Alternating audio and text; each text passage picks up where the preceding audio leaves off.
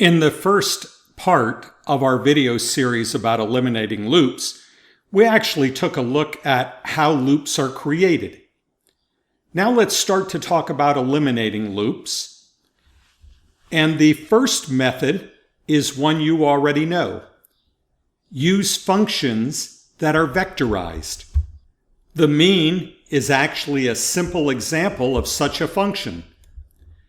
Let's come down here where we called the function that we wrote for the mean, and now use the built-in function, mean of my numbers.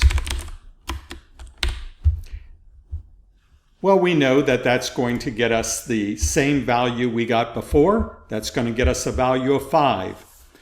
The built-in function mean is sending a vector to a base function in R and providing us the mean without using a for loop, or at least not one we can see. How does the mean function actually work? What happens behind the scenes? Well, behind the scenes, it's going to call a function that will sum the numbers and then simply divide them by the length of the vector, just like we did it. But how about summing the numbers? How is that going to work? If we get down to the real root of it, how does it create a sum? Up here, what we did is we created a sum by going down the vector one element at a time and adding that to the total sum. What is happening behind the scenes that R is able to call a sum without using a loop? Here's the dirty little secret. It does use a loop. We're not seeing the loop because we're just using the mean function, but it's using a loop. These functions that are vectorized have loops behind the scene so that we don't have to use loops when we write our scripts. If that's true, why is it so much better to use a vectorized function if those are actually using loops? To understand that, we need to understand something about how we talk to computers. Just like when we talk to other people, we use a language. When we talk to computers, we use a language. In fact, this entire semester, you've been learning how to talk to a computer using the language of R. There are two major types of computer languages: interpreted languages and compiled languages. With an interpreted language, every line is translated one line and one function at a time. What are we translating from and translating to? We're translating from human language to computer language. So when we write in R and run a script in R, what is R doing? What is the program itself doing? It's doing this translation for us. We are using a language that R understands so that it can translate it into a language that the computer understands. In a sense, you can think of using any computer software as using a translator. The software is translating from our language to the computer. That's true whether you're writing a script in R, whether you're typing into a Microsoft Word document, or whether you're using a pull-down menu in some program. In an interpreted language, every line and every function is translated one at a time.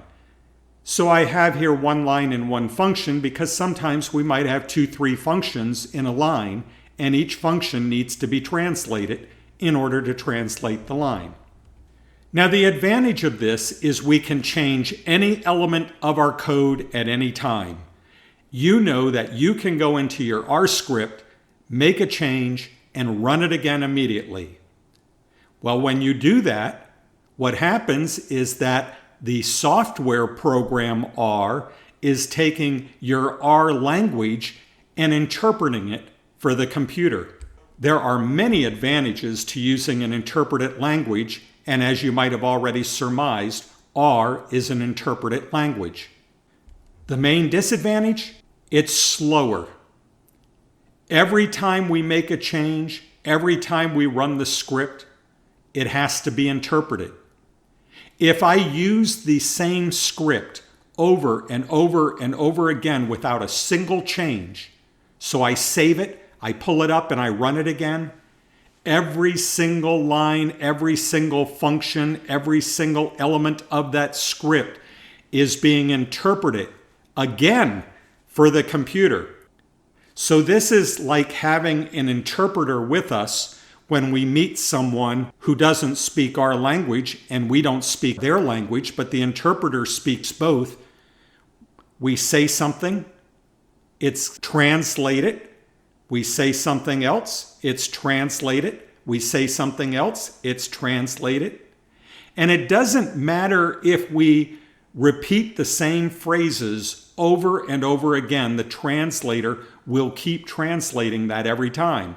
And you know how you have to stop and wait if you're waiting for a translator to translate what you just said. You say a line, you wait for it to be translated. You say a line, you wait for it to be translated. It can be a slow process.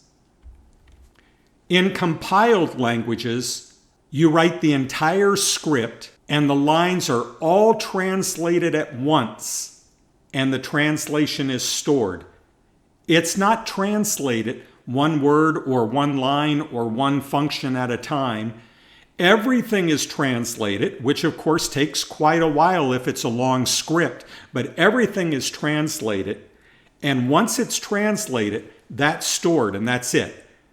So using my analogy with human speaking to human when they don't use the same language, but they have a translator, it's as though I am saying what I need to say in its entirety. The translator is writing it all down, translates it then into the other person's language, hands them the translation. They now have that translation of everything I said, and if I say the entire thing over again, it doesn't have to be translated again because they're standing there holding the translation. The disadvantage of that is if I want to change anything, I have to retranslate it. So if I say, give me back what I just said, and they hand back that page, and I say, no, I don't like the way I say it, and I say it again, the translator has to now retranslate from the beginning everything that I said, write it all down, and then hand it back. The advantage is, once we've said it the way we want to say it, it's faster. I don't have to say it again. The person I'm communicating with, in this case the computer, has the translation and doesn't need to stop to translate from human language to computer language. It can run the computer code over and over and over and over again without translating it each time. So rather than pausing for the translation, it can speak its own language. R is an interpreted language. If you were to work in another software program for statistics, like SAS or like SPSS, those programs have been compiled. That is, at one time, someone had to write a script, a programmer who worked for one of those companies, but then after they wrote the script, it was all translated into a computer language, and then that becomes what we call the computer software. That becomes the thing that will run.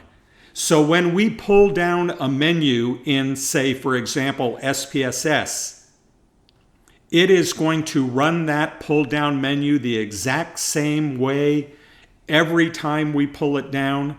When we give it data, it's going to run it the same way. Yes, we have choices. We can choose different menu items, but for each menu item, there is behind the scenes a script that was already translated. So what if we want to change something? What if we want to alter the way the statistical analysis is done when you click on a button? What if there's an update to understanding and we have a better way of doing it? Well, we have to wait for the people who originally wrote the script, or at least someone in that company, to come along, change it, take all of the code and retranslate it, and then give us the software back. There are advantages and disadvantages to each of these types of languages. It's nice to have an interpreter so that we can change things on the fly and have our translator standing there ready to translate it for us. If we want to say, oh, no, I didn't mean that, and then say another word, they can translate the new word. But that's a slow process. Compiled languages can do it quicker.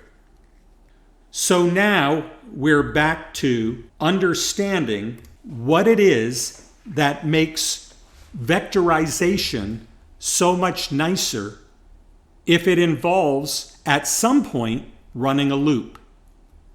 The reason is this: the loop that is created behind the scenes is created in a different language than R, and one that is compiled rather than interpreted every time. That means when we call the mean, and the mean in turn calls the R sum function, the sum function doesn't have to run through a loop in which each iteration of the loop and everything in it has to be interpreted. See, when I ran up here, this loop, every single time R looped around, it now had to interpret what everything means here, what it means for the length of Y, what it means to take a total sum and add. That had to be interpreted to computer language, and we had to stand there at each iteration and wait for the translator to say it again and again and again, even though it was the same thing. But when I run the mean function in R, what it's doing is it's calling a function that sums, and that sum requires a loop, yes, but the loop is incredibly fast. Why?